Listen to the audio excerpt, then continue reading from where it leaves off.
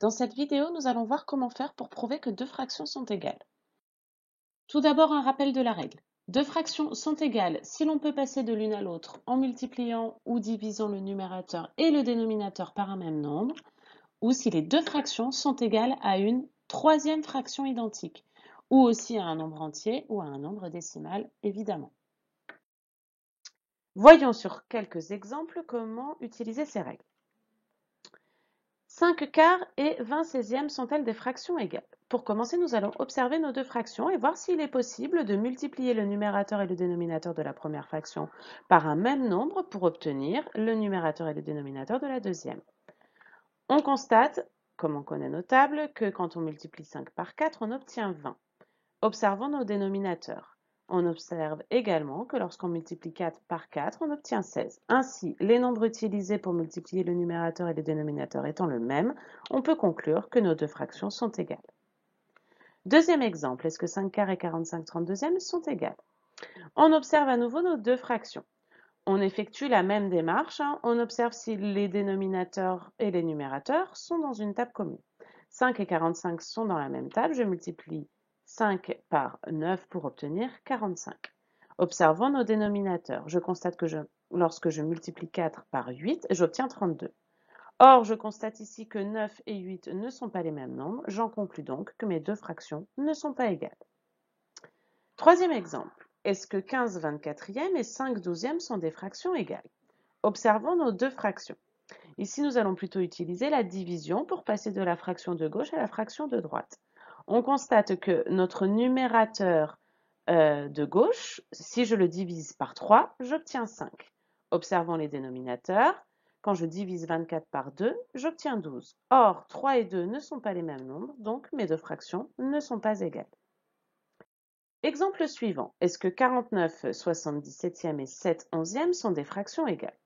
Comme précédemment, observons nos deux fractions. Nous allons ici utiliser la division pour passer de la fraction de gauche à la fraction de droite. On constate que lorsque l'on divise 49 par 7, on obtient 7, et lorsque l'on divise 77 par 7, on obtient 11. Ainsi, le nombre qui divise les numérateurs et les dénominateurs étant le même, on peut conclure que nos deux fractions sont égales. Exemple suivant, 24 15e et 40 25e sont-elles des fractions égales? Comme précédemment, nous allons commencer par observer nos deux fractions. En observant nos deux fractions, on constate qu'il est difficile de trouver simplement par observation une multiplication par un nombre entier qui me permettrait de passer de 24 à 40 ou de 15 à 25. Comme je ne la trouve pas facilement, je ne vais pas pouvoir conclure par cette méthode. Je vais donc essayer une autre méthode.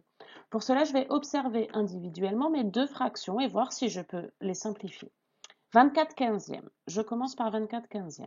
Je constate tout d'abord que 24 et 15 sont tous les deux dans la table de 3. Cela signifie que je vais pouvoir simplifier ma fraction par 3. Pour simplifier une fraction par 3, il me suffit de diviser le numérateur et le dénominateur par 3. J'obtiens ainsi la fraction 8 cinquièmes. Je vais maintenant observer ma deuxième fraction et faire le même travail. Je constate que 40 et 25 sont tous les deux dans la table de 5. Cela signifie que je peux simplifier ma fraction par 5 en divisant le numérateur et le dénominateur par 5. J'obtiens ainsi 8 cinquièmes. Ainsi, je constate que 24 quinzièmes est égal à 8 cinquièmes et que 40 25e est également égal à 8 cinquièmes. Cela me permet donc de conclure que 24 quinzièmes et 40 25e sont égales car elles sont toutes les deux égales à 8 cinquièmes. Exemple suivant, 25 cinquièmes et 40 huitièmes sont-elles des fractions égales? Comme tout à l'heure, nous commençons par observer nos deux fractions. Il s'avère encore une fois que je n'arrive pas à trouver de multiplication ou de division évidente me permettant de passer de 25 à 40 ou de 5 à 8. Ainsi, j'utilise la méthode qui consiste à observer mes deux fractions.